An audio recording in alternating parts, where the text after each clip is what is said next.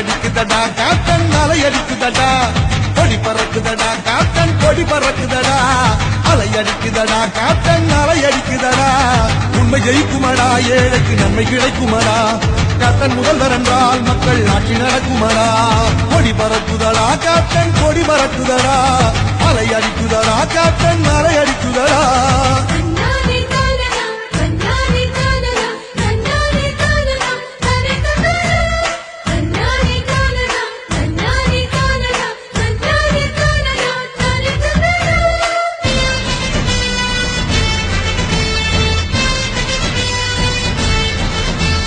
captain என்று சொன்னால் புது சக்தி பிறக்குமடா கேப்டன் பெயரை கேட்டால் வந்த இடியும் நிற்குமடா கேப்டன் நடை போட்டால் அந்த பலம் பொழியுமடா